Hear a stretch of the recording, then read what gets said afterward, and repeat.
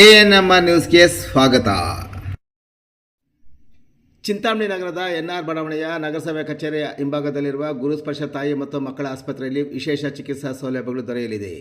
ಮಕ್ಕಳ ತಜ್ಞರಾದ doctor Kalyan S G ವಾರದ 7 ದಿನಗಳಲ್ಲಿ ಮಕ್ಕಳ ತುರ್ತು ಚಿಕಿತ್ಸೆ ಜೊತೆಗೆ ಪ್ರತಿದಿನ 7 ರಿಂದ ಮಧ್ಯರಾತ್ರಿ 12 ಗಂಟೆವರೆಗೂ ಕಾರ್ಯನಿರ್ವಹಿಸಲಿದ್ದಾರೆ. ನವಜಾತ ಶಿಶು ಆರೈಕೆ, ರೋಗ ನಿರೋಧಕ ಲಸಿಕೆಗಳು, ಒಳರೋಗಿ ಮತ್ತು ಹೊರರೋಗಿ ಸೇವೆಗಳ ಜೊತೆಗೆ ಫೋಟೋಥೆರಪಿ ಮತ್ತು ನೆಬುಲೈಸೇಷನ್ ಸೇವೆಗಳು ಇವರಿಂದ ದೊರೆಯಲಿದೆ.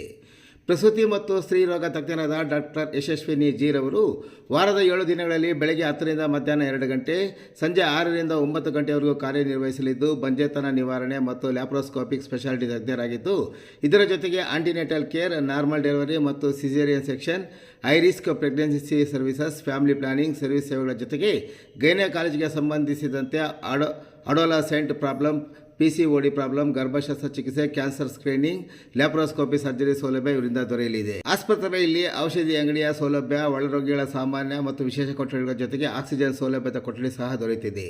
ಹೆಚ್ಚಿನ ವಿವರಗಳಿಗೆ ಮೊಬೈಲ್ ಸಂಖ್ಯೆ 7676985401ಕ್ಕೆ ಸಂಪರ್ಕಿಸುವುದು. ಕಾಣೆಯಾದ ಮಗಳು ತಂದೆಯಿಂದ ದೂರು ಪ್ರಕರಣ ದಾಖಲು. ಚಿಂತಾಮಣಿ ನಗರದ ಸರ್ಕಾರಿ ಪಾಲಿಟೆಕ್ನಿಕ್ ಕಾಲೇಜಿನಲ್ಲಿ ದ್ವಿತೀಯ ವರ್ಷದ ಡಿಪ್ಲೊಮಾ ವಿದ್ಯಾಭ್ಯಾಸ ಮಾಡುತ್ತಿರುವ ಮಗಳು 17 ವರ್ಷದ BS ಮೋನಿಕಾ ಇದೇ ಏಪ್ರಿಲ್ 21ರಂದು ಬೆಳಗ್ಗೆ 9 ಗಂಟೆಗೆ ಕಾಲೇಜಿಗೆ ಹೋದವಳು ಮನೆಗೆ ವಾಪಸ್ಸು ಬಂದಿಲ್ಲವೆಂದು ತಂದೆ ಚಿಂತಾಮಣಿ ತಾಲೂಕಿನ ಭಕ್ತರಡಿ ಗ್ರಾಮದ ಜಿ ಶಿವ ಎಂಬುವರು ನೀಡಿದ ದೂರಿನ ಮೇಲೆ ಚಿಂತಾಮಣಿ ನಗರ ಠಾಣೆಯಲ್ಲಿ ಪ್ರಕರಣ ದಾಖಲಾಗಿದೆ.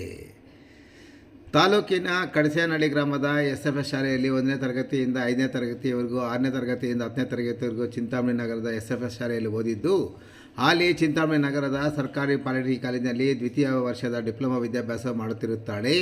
ಫೋನ್ ಮಾಡಲಾಗಿ ಫೋನ್ ಸ್ವಿಚ್ ಆಫ್ ಆಗಿದ್ದು, ಕಾಲೇಜಿನ ಬಳಿಗೆ ಬಂದು ವಿಚಾರಿಸಲಾಗಿತ್ತು.